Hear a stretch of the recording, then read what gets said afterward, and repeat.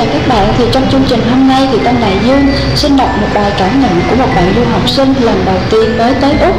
Và nội dung của bài chia sẻ như sau: câu châm ngôn mà tôi tự biên tự diễn khi thêm bớt vào bài hát nổi tiếng Never Had a Dream Come True của Club Seven dường như đã trở thành hiện thực. Ước mơ du học, ước mơ được đặt trong bé nước Úc xinh đẹp cuối cùng đã ở trong tầm tay. 9 giờ 50 phút sáng, tôi đặt chân xuống sân bay Brisbane. Trước đó, từ khung cửa kính nhỏ xíu của máy bay, Brisbane hiện ra với tôi với những cánh rừng xanh ngắt. Tiếp đến gần hơn nữa là những dãy nhà san sát nhau thật đẹp. Vừa bước xuống máy bay, một cơn gió lạnh ùa vào, thoáng rùng mình. Tôi mặc vội cái áo len dày quân mà mẹ đã để sẵn ở túi ngoài. Tôi ngước nhìn lên bầu trời xanh thẳm, xanh theo đúng nghĩa là không bị pha bớt một áng mây trắng nào, và nó cảm giác đẹp đến kỳ lạ. Ở Việt Nam, khói bụi từ các phương tiện giao thông rồi từ các nhà máy, mấy khi có cơ hội được ngắm cảnh bầu trời xanh ngắt đến vậy.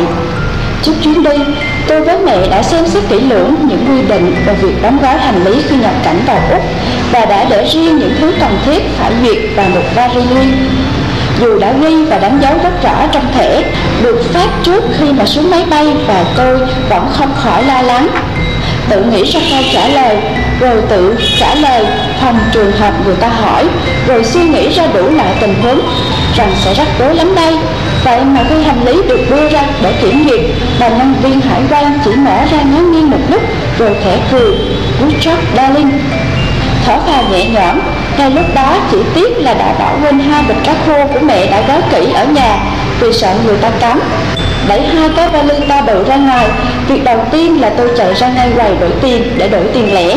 Có đến 4-5 quầy ở trong sân bay nên không khó để tiền. Ở đây sao mà người ta thân thiện đến vậy? Ai cũng tiếp đón bằng một nụ cười thật tươi và nói câu thank you và have a good night như là câu cửa miệng. Sau khi được đổi 200 đô Úc ra thành những tờ bạc mệnh giá 5, 10, 20 đô Úc, tôi mong men tới quầy bán sim card được bố trí ngay tiền sảnh ở sân bay. Đó là hãng sim card Vodafone.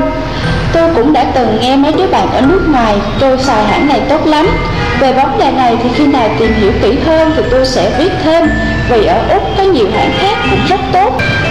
Chỉ cần 10 phút, không thủ tục rườm rà, tôi đã có một cái sim với những dãy số tương đối đẹp, và người tôi gọi đầu tiên dĩ nhiên là mẹ yêu để thông báo về việc con gái cưng đã đến nơi an toàn. Một bài chia sẻ thật là hay, và Tân Đại Dương hy vọng là sẽ nhận được nhiều và nhiều hơn nữa bài chia sẻ của các bạn. Đến đây thì thời lượng chương trình cũng đã hết. Tân Đại Dương xin mến chào các bạn.